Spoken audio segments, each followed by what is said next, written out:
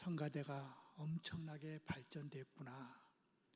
우리 지금 성가대장님하고 지휘자한테 하고 제가 상당히 그 줄다리기를 했거든요. 왜냐면 이쪽에서는 솔로 좀 페이 좀 주면서 한 몇 사람만 여기다 세워놓으면은 세계적인 성가대가 될 텐데 하면서 뭐 이거 저거 요구했는데 미안해요, 지휘자님. 우리 대장한테도 미안하고 제 개인적인 생각은 그래요. 이 성가대가 알바하는 아르바이트생들 모아다가 찬양하는 것보다는 여러분들이 신앙의 고백하는 것이 더 좋지 않겠는가 하는 생각도 있고, 또 교회적인 여러 가지 상황 속에서 그 요구를 다 못 들어주고 지금까지 왔는데 이렇게 잘 성장해서 이어폰을 꽂고 찬양을 들을 때마다 저는 꼭 한 두세 번은 일주일에 듣는 것 같아요. 우리 찬양대들 너무너무 잘하고 또 수고해 주신 거 너무 감사합니다. 기도하겠습니다. 하나님 아버지, 오늘 또 귀한 성가대에서 하나님 앞에 귀한 재능을 드릴 수 있는 기회 주셨사오니 감사하며 더욱더 주님을 찬양할 수 있는 찬양대가 되게 하여 주옵시고, 이 찬양을 통해서 많은 교우들이 은혜 받고 신앙의 고백을 할 수 있는 놀라운 역사가 일어나게 하여 주옵소서. 이 시간에 말씀을 듣겠사오니 전하는 자의 입술을 지켜주셔서 저의 사상을 전달하는 것이 아니라 하나님의 말씀만을 전할 수 있는 일에 쓰임받는 종의 입술이 되게 하여 주옵소서. 예수님의 이름으로 기도드리옵나이다. 아멘. 할렐루야.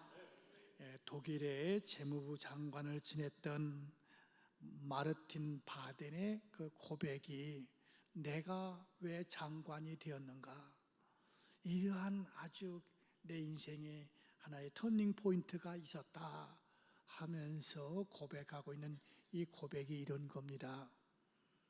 자기가 학창 시절 때에 어려운 가난한 학생으로서 이제 그 여관에서 자야 될 기회가 있었대요. 하나님, 오늘 도와주셔서 감사합니다. 내일 또 지켜주세요. 기도하고 잤는데 일어나고서 이제 여관에서 나오려고 그러니까 구두를 누가 훔쳐간 거예요. 그러니까 화가 나잖아요. 하나님, 어젯밤에 기도하고 잤는데 왜 내 구두를, 하필이면 내 구두를 훔쳐갔습니까? 하면서 이제 불만을 토로하는데 그 주인이 달래면서 이제 교회를 같이 가자고 해서 또 교회를 갔는데 옆에서 이런 기도를 하다는 겁니다. 하나님, 두 다리가 없어도 감사하는데 저는 구두가 없어졌다고 하나님을 원망한 죄를 회개하오니 용서하여 주옵소서. 하나님, 저는 두 다리가 있어서 감사하고 신발 이런 것도 감사합니다. 앞으로 하나님의 뜻대로 범사에 감사하면서 살겠습니다. 이 고백의 기도가 자기의 인생을 바꾸는 기회가 되었고, 항상 감사하면서 살아갈 때 법무부 장관으로서의 삶을 살았노라고 고백하는 글이 있었습니다. 여러분, 사람들이 건강하고 하는 사업이나 장사가 잘 되고 환경이 좋아지면 행복할 거라고 생각합니다마는 결코 그렇지가 않습니다. 환경이 좋다고 행복한 것이 아니고 감사할 때 행복이 찾아오고 감사할 때 하나님의 축복이 내게 임하는 겁니다. 그래서 하나님은 여러분과 제가 행복하게 하나님의 축복의 그 열매를 담을 수 있는 그릇을 준비하라고 이왕이면 조그만 종재기가 아니라 엄청나게 큰 그릇을 준비하라고. 그 그릇이 무엇인가? 바로 감사라고 하는 그릇이라는 겁니다. 하나님이 이스라엘 백성에게 애굽에서 구원받은 은혜를 감사하면서 유월절을 지켜라. 유월절을 지킬 때마다 그때 400여 년 동안 노예 생활할 때 하나님께서 모세를 통해서 우리 민족을 구원해 주셔서 오늘 우리는 이렇게 자유해. 하나님 은혜 너무 감사합니다. 그걸 잊지 말고 1년에 꼭 한 번은 이 유월절을 지키라고. 또 한절기는 뭡니까? 40여 년 동안 광야 생활하면서 그 안정된 삶을 살지 못했는데 가나안 땅에 들어와 가지고 농사를 짓고 첫 열매를 거둘 수 있었던, 이제 안정된 삶을 살 수 있었던 그 축복을 생각하면서 맥추절을 지키면서 감사하라고. 그리고 광야 40년 생활, 이제 이스라엘 백성들이 지금도 그런다고 그래요. 광야에 나가서 텐트를 치면서 아이들한테 우리의 선조들이 어떻게 살아왔는지 아냐? 이 광야, 너 지금 한 주 동안 사는 거 너무너무 불편하지? 화장실이 제대로 되어 있습니까? 세면에 대한 것이 준비되어 있습니까? 날이 에어컨이 있습니까? 그 열악한 조건 속에서 텐트 안에서 지내면서 얘야, 하나님께서 우리 민족을 사랑해 주신 거야. 하나님께서 우리 민족을 만나와 메추라기로 먹여주셨고 구름 기둥과 불 기둥으로 인도해 주셔서 우리가 지금 살 수 있는 거야. 그 하나님을 생각하면서 감사하면서 살자고.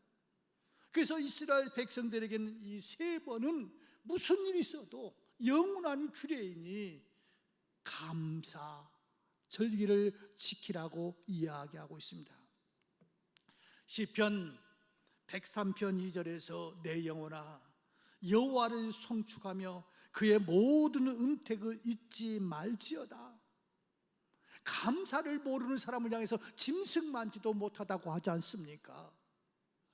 하나님은 나는 너에게 복을 내려주기를 원하는데 그릇을 준비하라고. 아무리 많은 열매가 있어도 그릇이 없으면 담을 수가 없지 않은가요? 그러면은 이 맥추절의 원리가 무엇이냐는 겁니다. 첫 번째는 이겁니다. 이제 너희들이 저 광야 시대를 마치고 가나안 땅에 들어가서 첫 열매를 거두게 되면은 하나님 앞에 드리기 전에는 먼저 절대로 먹지 마라. 9절 10절에서 이렇게 말합니다. 여호와께서 모세에게 말씀하여 이르시되 이스라엘 자손에게 말하여 이르라. 너희는 내가 너에게 주는 땅에 들어가서 너희의 곡물을 거둘 때에 너희의 곡물의 첫 이삭 한 단을 제사장에게로 가져갈 것이요. 그리고 14절에서는 너희는 너희 하나님께 예물을 가져오는 그날까지 떡이든지 볶은 곡식이든지 생이삭이든지 먹지 말지니 이는 너희가 거주하는 각처에서 대대로 지킬 영원한 규례니라. 영원한 규례가 무언가?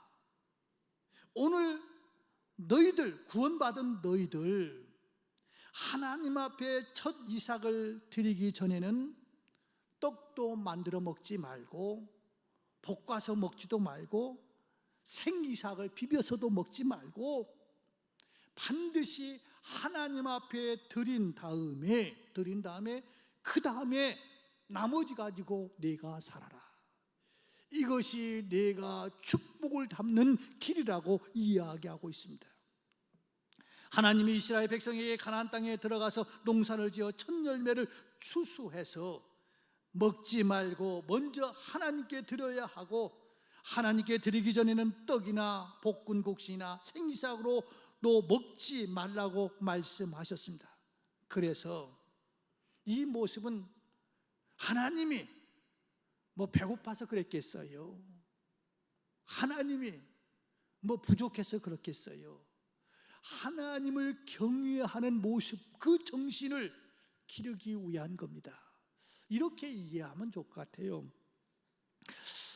참 우리 대한민국은 하나님께서 선택한 민족이 아닌가 하는 제 나름대로 생각을 해봐요. 이런 모습이 우리 그 옛날 선배들, 또 지금도 그걸 지키는 분들이 있지만 선배들은 반드시 이랬습니다. 온 가족이 이제 밥상을 차려놓고 식탁에 앉으면은 아이들이, 성질 급한 아이들이 얼른 뭔가 먹으려고 젓갈을 던지 숯을 들고 먹으려고 하면은 그 옆에 있었던 어른이 이럽니다. 이놈아! 아직 할아버지가 수저도 안 들어갔는데 네가! 또는 이 세대가 같이 안 사는 사람은 야 이놈아, 아빠가 수저를 들으면 네가 들어야지. 또는 아빠가 야 이놈아, 아직 엄마가 안 오셨는데 네가 어떻게 먼저 들어? 엄마가 오시고 나면은, 엄마가 들고 나면 너 먹어. 이게 뭐예요? 먹는 양이 부족해서가 아닙니다.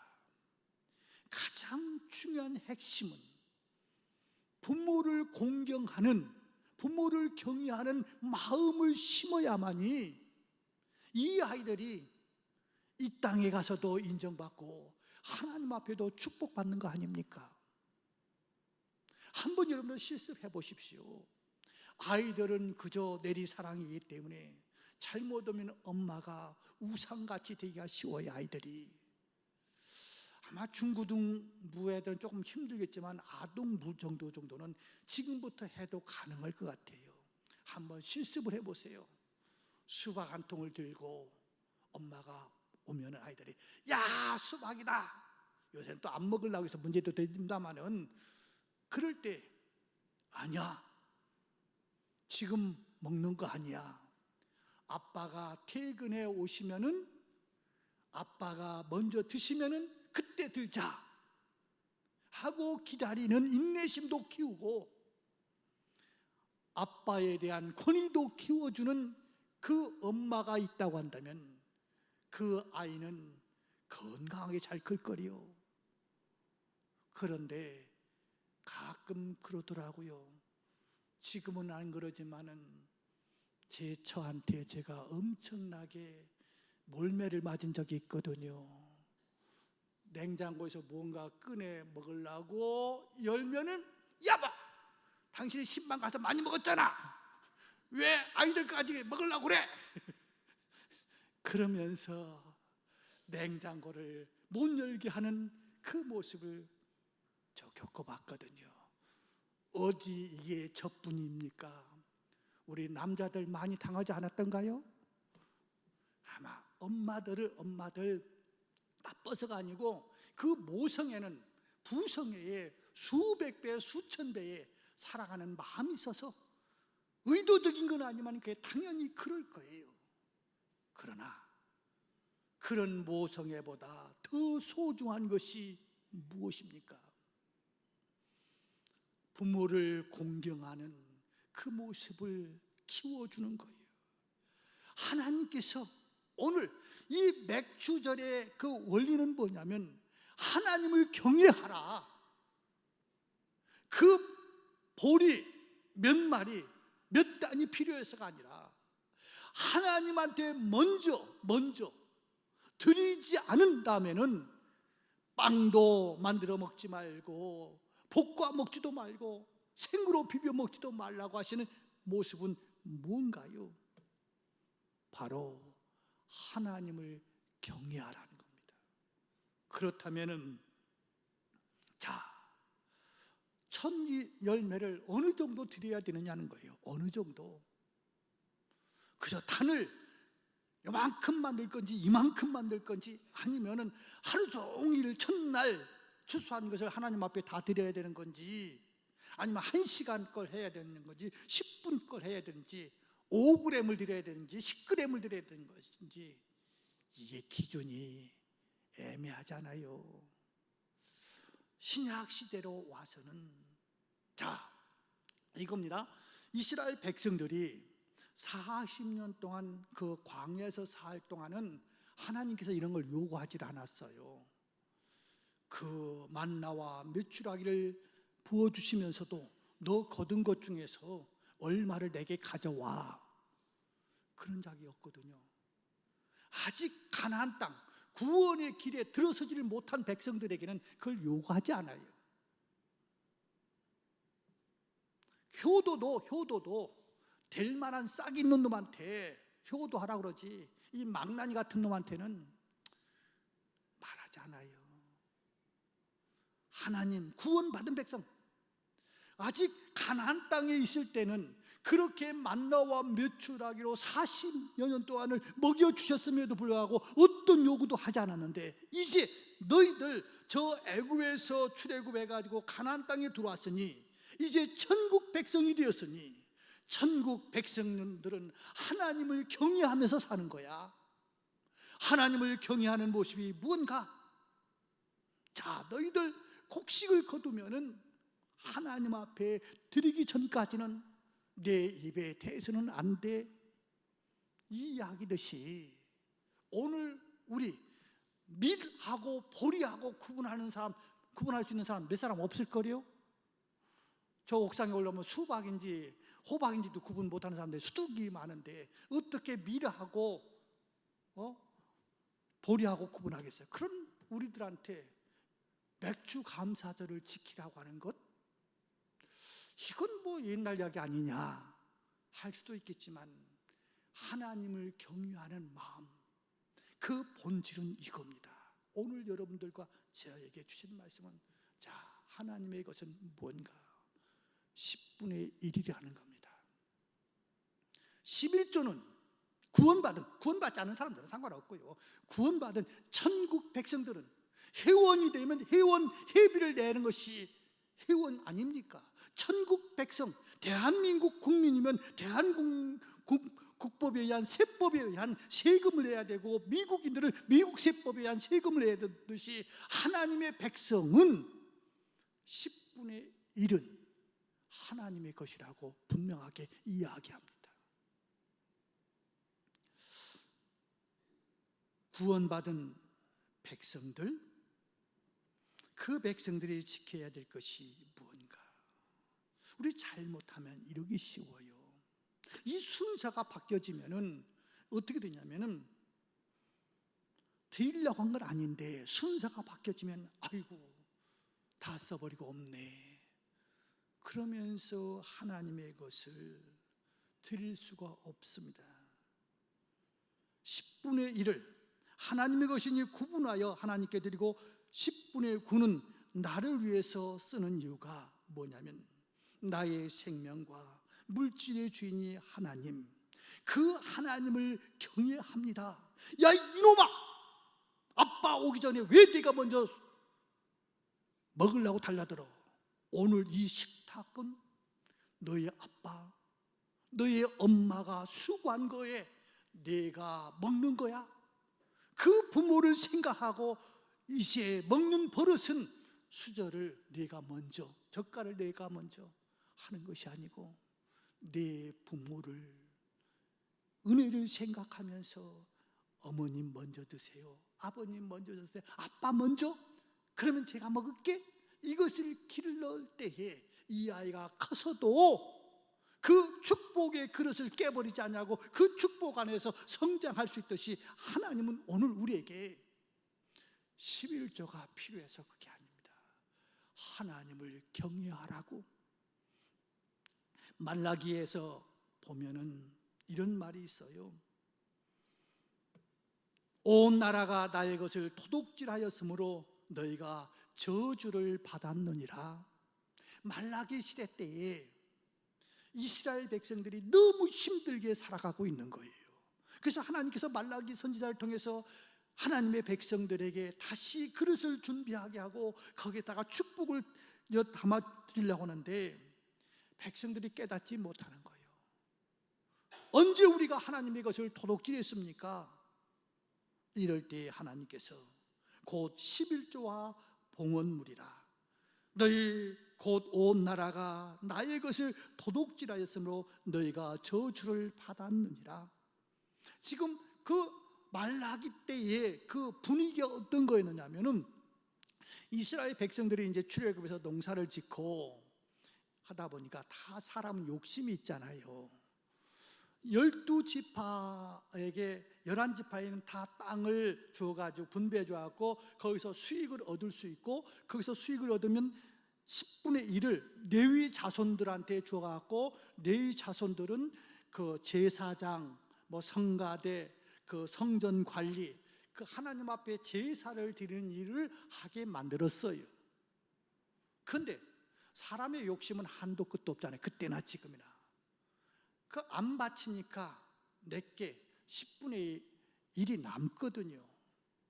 그러니까 점점 이스라엘 백성들이 11조를 레위 사람들한테 안 주는 거예요. 그러다 보니까 레위인들도 하나님의 일을 하기 전에 삶의 현장이 있잖아요. 그러다 보니까 살기 위해서 이제 자기들이 맡은 본분을 떠날 수밖에 없었어요. 레위인들이 뭐 성가대라든지 성전 관리라든지 뭐 제사를 집례한다든지 그러다 보니까 하나님 앞에 제사를 드리지 못하니까 교인, 이 성도들이, 이스라엘 백성들이 점점 다른 쪽으로 가게 되는 거지요. 며칠 전에 어떤 목사님하고 이야기하는데 지금 말라기 때하고 우리하고 지금 비슷한 때가 오지 않았는가 하는 염려가 되더라고요. 이런 이야기를 하더라고요. 목사님, 내가 이런 생각을 가지고 있는데 어떻게 생각합니까? 당신이 이제 목회가 힘드니까 뭐냐면은 그 전기 기능사를 공부를 했대요. 3개월 공부를 하니까 자격증이 나오더라는 거예요. 그래서 한 기업을 만들어서 목사들끼리만 그 뭡니까 타일로 비추는 자격증 따고 뭐 도배하는 거 뭐 등등 여러 가지 그 목사들끼리 어떤 단체를 만들어서 그런 재능을 지금부터 이제 공부해 가지고 기능사, 기사까지 하기는 쉽지 않지만은 기능사 해가지고 어떤 쪽에서 이렇게 맡아가지고 월화 목금 일하고, 그리고 나서 수요일하고 주일날은 이제 목회하는 그런 목사들의 모임, 그 모임을 지금 만들고 싶어가지고 이제 자기부터 지금 자격증을 땄노라고 그러면서 누구도 하면서 주변에 어려운 사람들 많이 이야기하더라고요. 그 목회자들이 어렵지 않으면 구태여 왜 삶의 현장으로 갑니까? 아니 목회만 해도 뒤돌아서면 새벽 설교해야지, 뒤돌아서면 또 그다음 뭐 신방 가야지, 뒤돌아서면 수요 예배 설교 준비해야지, 뒤돌아서면 금요기도 해야지.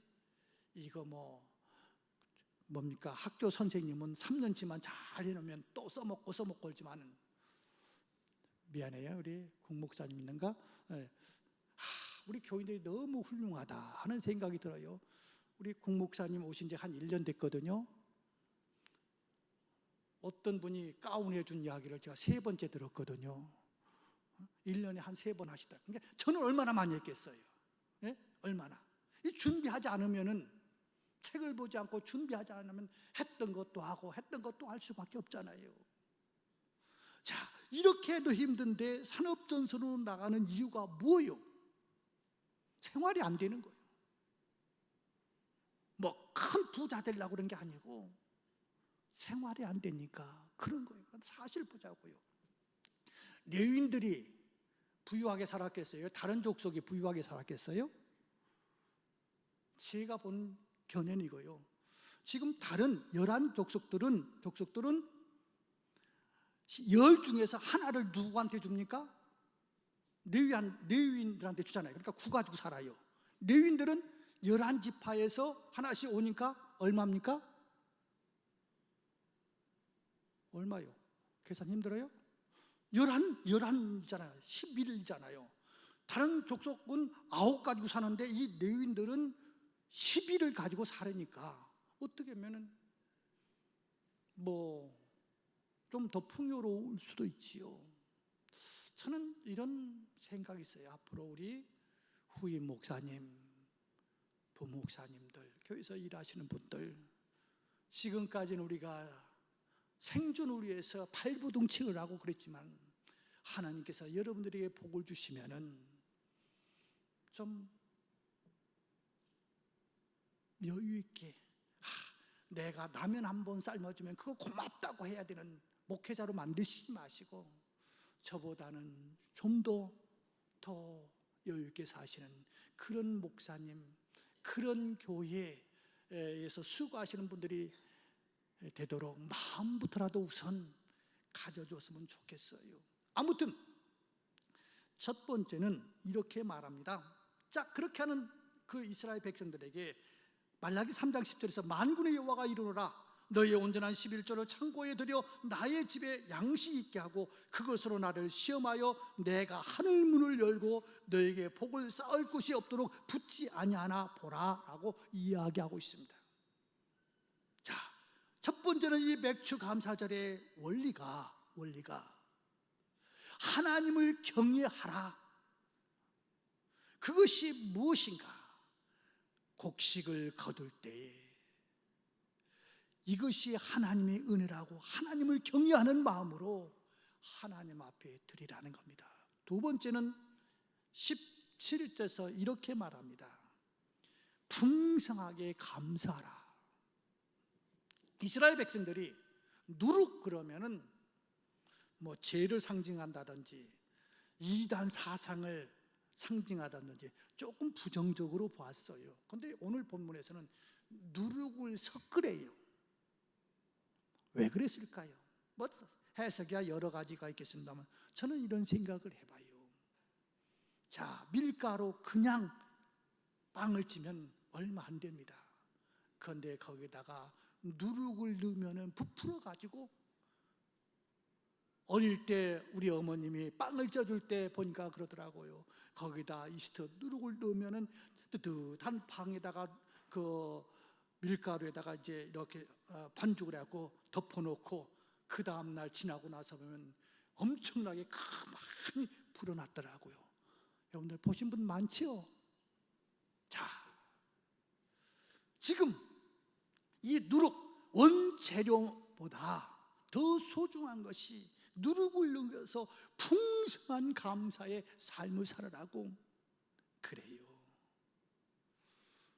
보통 팩트만 이야기하는 삶이 아니라 감사가 넘치기를 바랍니다.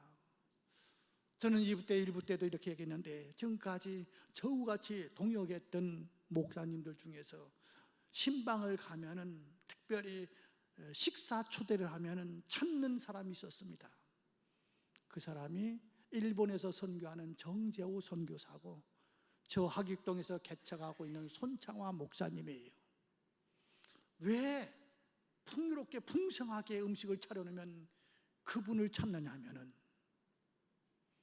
깔짝깔짝 먹는 게 아니라 그분들은 오면 아우 내가 좋아하는 음식 여기 있네요. 어떤 데 제가 섭섭할 때 있다니까요. 목사가 담임 목사 있는데 나는 안 찾고 그분들 그냥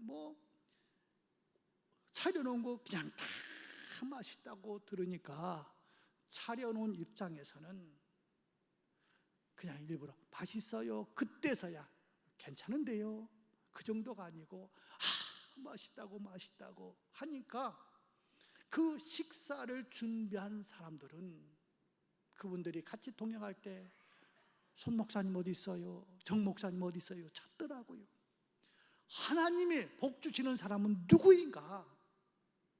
인색한 사람이 아니라 풍성한 감사가 필요하니 너희들 풍성한 감사가 이루어지기를 원한다고 하는 겁니다. 마지막으로는 이겁니다.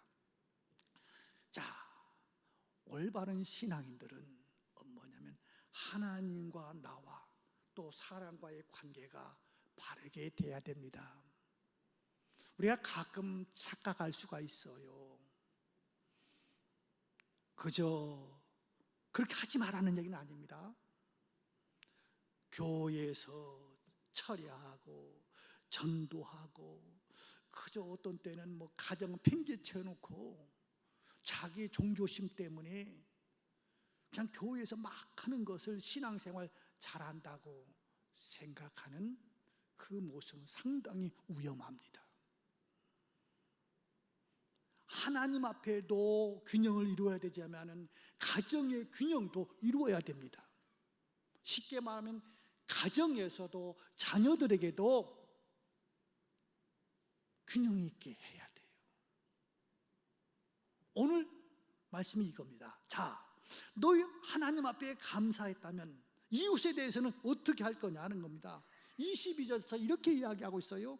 너희 땅에 곡물을 벨 때에 밭모퉁이까지 다 베지 말며 떨어진 것을 줍지 말고 너는 그것을 가난한 자와 거르민을 위하여 남겨두라. 나는 너희 하나님 여호와니라. 사람 관계도 바르게 해야 되는 거예요. 지금 뭐냐면 가난한 사람을 생각하라는 겁니다. 그런데 가끔 우리는 이거잖아요. 조금 뭔가 하고 그냥 생색 내려고 하잖아요. 생색 안 내는 데는 안 나타나고 생색 내려고 하는데 우리 교회는 너무 감사해요. 여름 제가 한 10년 이상인 것 같아요. 여름 성경학교 때 제가 후원 좀 해주시죠, 뭐하죠 이렇게 부탁 안 해도 그 보고하는 거 보면 풍성하도록 여러분들이 그 각 교회 학교를 도우셔서 너무너무 좋던데, 어떤 데 잘못하면 우리는 그걸 뭔가 하고 나서 감사의 표현을 받기로 하는 거예요. 받은 사람은 감사하는 게 당연하지만은 준 사람은 감사받을 생각하지만 안 됩니다. 자, 오늘 보세요. 너희가 추수한 것 중에서 다 알곡을 한 다음에 거기서 얼마를 가난한 사람한테 주어라가 아니고 네가 누가 가져갔는지도 몰라. 그 모퉁이에 다 추수하지 말고 남겨놓고 떨어진 이삭들은 줍지 말고 누가 추수갔는지 몰라. 누가 걷어갔는지 몰라. 또 걷어가는 사람이 있어도 이 밭 주인이 누군지도 몰라. 그럼에도 불구하고 그 이웃을 사랑하는 그 마음, 하나님께서 주신 것 속에서 나만 다 갖는 것이 아니라 이웃을 생각하는 사람. 빙점에서 보면 유명한 그 글 하나가 있잖아요. 그 저자가 자기 가게가 너무너무 잘 돼요. 사람들이 많아요. 그리고 그 앞집에 또 가게가 있어요. 그러니까 어떻게 합니까? 어느 하나 한 품목은 자기가 안 갖다 놔요. 그 품목을 가지러 오면 우리는 없으니까 저 앞집에 가서 사시라고, 그러면서 그 앞집을 소개하는, 교회로 말하면 교인들 많은 게 축복입니까? 아니잖아요. 개척교회도 함께 성장해야 되고 시골교회도 같이 성장해야 되는 거 아닙니까? 그저 총동원주일이라고 온 교인들 다 끌어오고 다른 교인 다 끌어오고 그 품앗이하고, 이게 무슨 바른 정신입니까? 어떻게 보면 우리 교회가 프로그램이 좋고 뭐가 좋아도 개척교회를 생각하면서 우리 교회에 오시면 좋지만은 그러나 가능하다면은 그 교회에 머물러서 섬겨주세요. 이런 마음. 아니, 절기를 지킬 때 너와 네 자녀와 노비와 네 성중에 거하는 레위인과 객과 과와 과부와 함께 즐거워하라고 이야기하고 있습니다. 오늘 맥주 감사절의 의미는 하나님, 또 인색하지 말고 풍족하게 감사하고, 더 나아가서 사람과의 관계는 내가 뭐 줬다고 갑질하지 말고, 내가 누가 가져갈지는 모르지만 그래도 이웃을 생각하는 그 마인드를 가지고 밭의 한 부분을 남겨놓고 떨어진 것은 줍지 말고 그러면서 감사하면서 함께 살아가라고 하는 것이 오늘 말씀이에요. 아이고, 시간이 지났는데 1분만 이야기하고 마칠게요. 강원래 씨 알잖아요. 그분이 오토바이 사고가 났대요.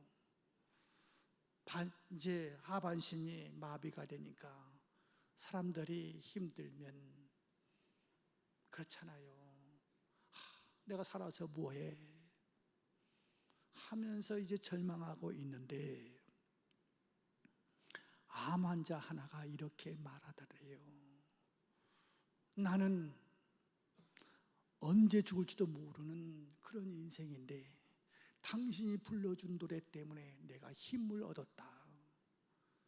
죽지 말고 나 같은 사람을 위해서 노래를 불러다오.